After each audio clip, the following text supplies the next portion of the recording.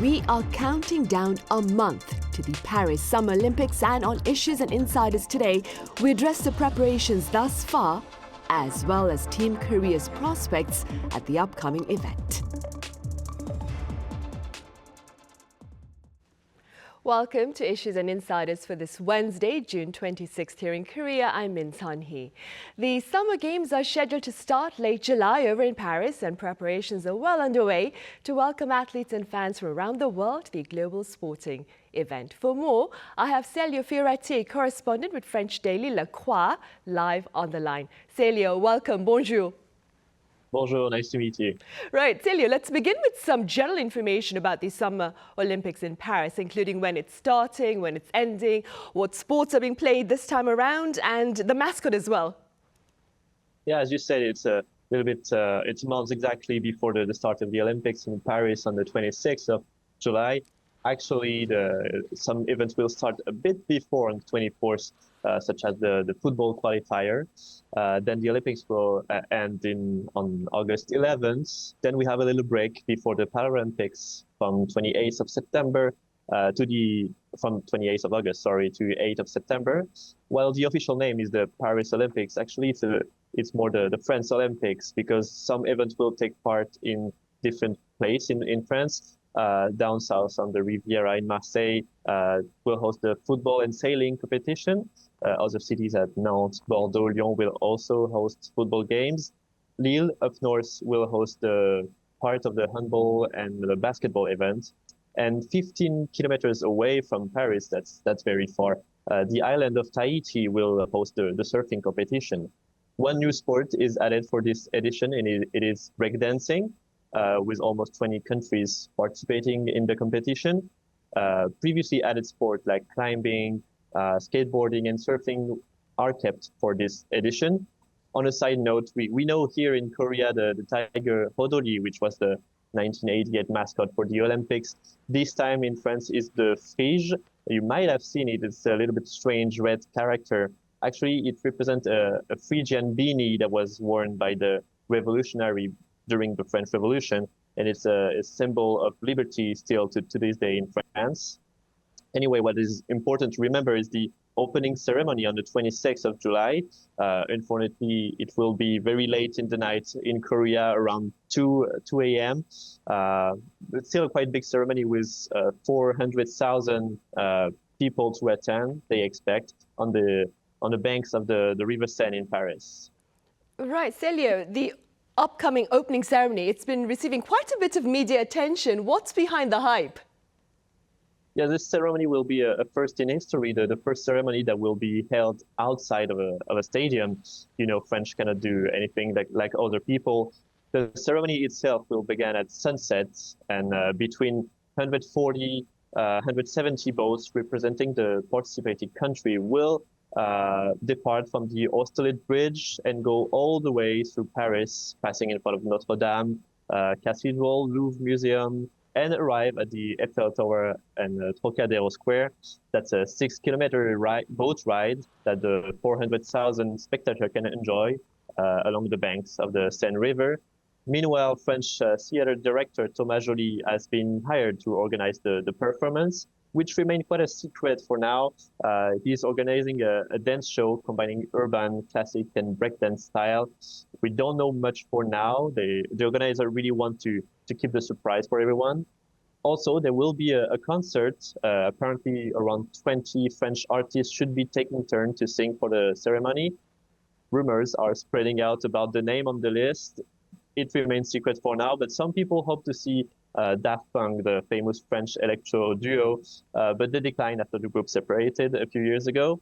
A big name of French modern music also is still in the rumors. Aya Nakamura, a world-famous hip-hop singer, will presumably sing a classic French song from Edith Piaf. It hasn't been confirmed yet, but there's a lot of expectation about it already. Right, I see. Celio, speaking about the Seine River, there are reports that claim the river itself remains too polluted to host Olympic water sports events. How concerned should we be, and what has been the response from Olympic organizers? Yeah, a test was supposed to be done on Monday, but it was cancelled we have to recognize that the luck hasn't been on the side of the organizers so far. It's the third time tests have to be delayed because of the heavy rains that poured down on France for the past week. The Seine River, as most of the river that passes through a big metropolis, is heavily polluted, but a lot of effort have been made to make it cleaner. An enormous water tank has been built in Paris, constructed to hold around a 50,000 meter cube of water. That's 20 Olympic pool. This water tank is supposed to keep the polluted water out of the river. Other purification plants have been built upstream of Paris to reduce the amount of polluted water coming in Paris as much as possible. But for the past week, the heavy rain that poured down in France has caused some issue. Currently, there is 5 times more water flowing in the Seine River than the usual amount for June. All that water is carrying a lot of pollution, bacteria, and it's not possible to swim for now. It's not also a good representation of the quality of the water that will be expected for the months of July during the Olympics. But now we have to wait for the water to level down a little bit to make a proper test. The French president Emmanuel Macron and Paris mayor Anne Hidalgo said they will swim in the river to show it's safe. They also had to delay it because of the too much amount of water in the Seine. The president said there are 2 backup plans for the ceremony and for the event that will take place on the Seine. But for now, they didn't reveal exactly why. They're really focusing on the first plan. Right. I hear the rehearsal itself for the opening ceremony was also postponed because of this rain. Meanwhile, Celio, I understand the public in Paris is also divided over the city's hosting of the global sporting event. Could you tell us a bit more about that? Yes, you might have seen this strange headline passing about a Paris resident planning to defecate in the Seine River as a protest. Well, it was mostly a joke to ruin the party, as the French president Emmanuel Macron and Paris mayor Anne Hidalgo were supposed to swim in the Seine. But what the story tells us is that there is a strong divide about the Olympics games in Paris. First of all, the main reason is the cost of it. As we all know, times are a bit hard and everybody is tightening the belt. A lot of French people think these Olympic Games are a waste of public money. Part of the total cost is paid by the International Olympic Committee, but the rest of it is on the state, so it's public money. And the bill is quite high and it's keep increasing. The French government estimated the total cost of 5 billion euros, but we might approach 8.8 billion euros. Still on money, which is really the sinews of war. Rent, transportation fees have increased in Paris. The tickets to watch a game are really expensive for the French cost of life usually. So a lot of people think this game is not really for them. They don't feel welcomed in their own Olympic Games. On top of that, you have to recognize the social and political climate in France is very tense these days with the new snap election announced by French President Emmanuel Macron. So right now, the priority isn't on the Olympic Games for the average French people. It's really the election and who will be the prime minister at the ceremony. So a lot of people think it's not the priority anymore. Right. And given the geopolitical concerns as we speak, I understand there are also quite a bit of anxiety about potential terrorism during the Summer Olympic Games in Paris. That being said, Celio, what security measures have been shared by authorities there to ensure safety? The police is on high alert for the major international event. Laurent Nunez, the head of police in Paris, announced recently the security measure for the Olympics to prevent any terrorist attack or any disturbance by radical groups, extremist groups. Paris police pull out the big guns. Although he reassures there's no clear threat for now on the Olympic game, but it's better to be safe than sorry. Every day there will be around 30,000 police officers deployed in Paris and 45,000 for the opening ceremony itself. To help them, there will also be 18,000 soldiers from the French army that will work side by side with the police. It's the biggest troop deployment in France since the Second World War, so quite a big program. During the opening ceremony, which is the most critical event safety-wise, all air traffic will be stopped in and around Paris. It has never been done before. Private security companies will also be helping the police. overall, in Paris, everyone, including the residents, will need a QR code to access certain streets, certain neighborhood close to where the event will take place. It's a bit of a puzzle already for the Parisians. They have to know which street exactly, if their house, if their office, if their favorite restaurant is inside those restricted areas. But a big list of the street and a map has been designed by the city of Paris, so this probably should be easy. And as I said, there's no reason to believe there will be any threat or any accident happening during the games. Right. Hopefully we'll look ahead to a safe and very fun Olympic Games this time around as well. Celio, correspondent at La Croix, as always, thank you so much for the latest on the upcoming Paris Olympics. Thank you very much. Right, up next, we touch upon Team Korea's preparations ahead of these summer games. And for this, I have sportscaster Jason Lee here in the studio. Jason, welcome to the studio. Thanks for having me once again. Right then, let's touch upon Team Korea's planned participation. How many athletes are taking part this time around? What sports are they taking part in? And Jason, who are some of the stars that we can pin our high hopes on?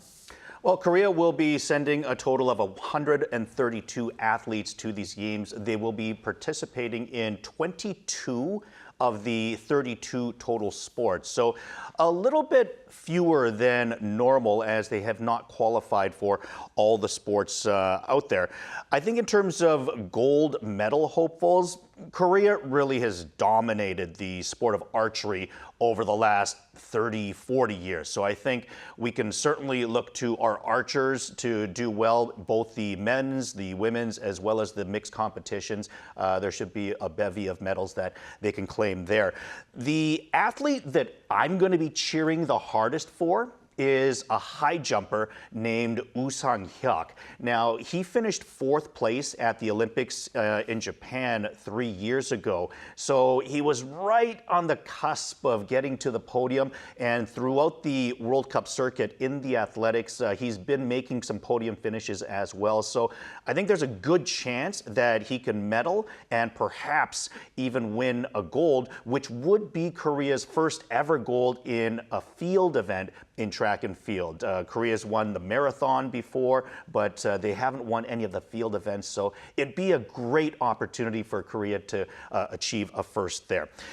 Some of the other things, as Celio had mentioned, breakdancing is a new sport, a new medal sport for these Olympics, and Korea is sending a medal hopeful there as well in Kim Hong-yi. So he will be one of 16 competitors in the men's division of breakdancing. I look forward to watching that because when I watch the Olympics, I love watching things that I don't normally watch. Like in the normal daily routine of sports, I watch soccer, I watch baseball, but to be able to watch some of these sports that you don't see on the regular, but once every 4 years, you give them a little bit more attention. So I'm excited to see how he does. One other thing I'll mention is Korea has been really making a push in fencing as of late. I think if we look back 20 years ago, Korea really wasn't on the map at all when it came to fencing, but over the last 15 years or so, whether it be the epee, the foil, or the saber, Korea has really been making a presence in the sport of fencing, so I think we could expect some medals there and perhaps some golds as well. And of course, we can't talk about medal opportunities without bringing up Taekwondo, which Korea introduced to the Olympics in 1988. So Korea had been very dominant in Taekwondo, but as of late, the globalization of Taekwondo has really brought a lot more parity to the sport. So while Korea is always among the favorites, it's not really as much of a slam dunk as it used to be, but of course, Korea always high potential to win a gold in Taekwondo. All right, fingers crossed for that. Jason, on a more sobering note, I understand that all but one national team has qualified for the Summer Games this time around. Could you tell us a bit more about this disappointing reality? Yeah, quite shocking. In the only team sport that Korea will be sending is the women's handball team. And, you know, they've qualified and they've always been a strong presence. But surprisingly, Korea's soccer team did not qualify for the Olympics. This is their first absence since going back to 1984. So Korean soccer team had been successful for the last 40 years, but for the first time, they will not make it after losing to Indonesia in the qualifying rounds in a shootout. It was unfortunate for them because the timing of the qualifying games, it actually came during the European season. So Korea wasn't able to bring their top European players for that games. They were a little bit undermanned. It still really doesn't excuse them from losing to Indonesia. But at the same time, it is disappointing that they didn't make it. Meanwhile, Korea also did not qualify teams for basketball, rugby, maybe field hockey as well, which they're not usually very strong in, but quite often have at least sent a team. The other sport I would mention of note is the women's volleyball team.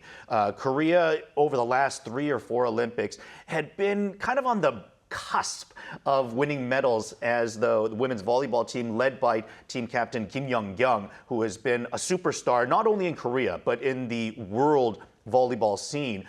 She retired after the previous Olympics in Japan, and her presence has really had the team limping on since then, and they really haven't had an international presence, so they will not be present as well. So as you mentioned, the only team that Korea will have entered is the Korean women's team in handball. Right, and that being said, what are your prospects with regard to the Korean women's handball team's prospects at the Summer Games this time around?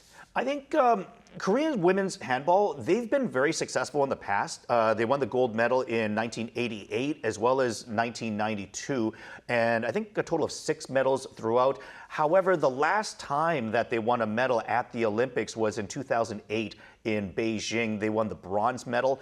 I was actually at that game when they beat Turkey in the bronze medal matchup. But since then, even so, Korea has really struggled in handball. And last year's World Championship, Korea was 0-5 in the group stages, so they didn't perform as well as in previous matches. In these Olympics, their group stage is going to be very stacked. They've got Norway, Sweden, Germany, Denmark, a lot of the European powerhouses that they're going to have to deal with. So they're definitely going to be seen as an underdog in their group.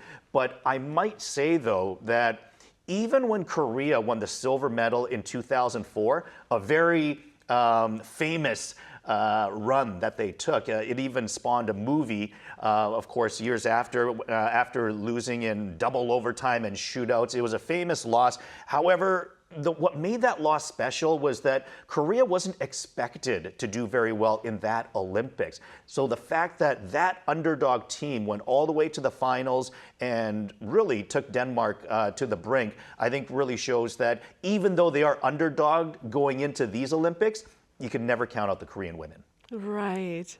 Moving forward, Jason, I hear Russian athletes, a few of them have been granted the opportunity to take part in the Paris Games. Tell us a bit about that.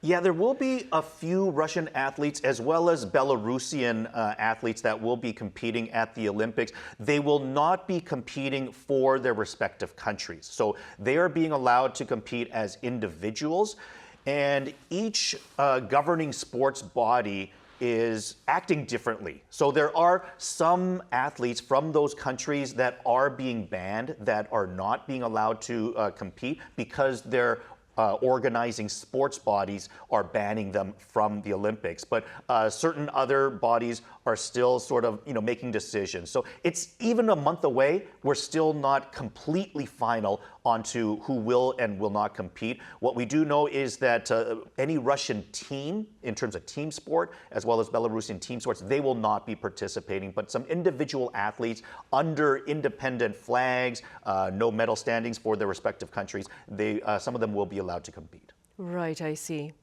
Jason, on a light note before I let you go today, there's been a bit of concern about the absence of air conditioners in the rooms of athletes at the Paris Olympics. Despite the sweltering European summer, some countries have thus claimed they will take their own air conditioner units to Paris. Should Team Korea consider this option as well?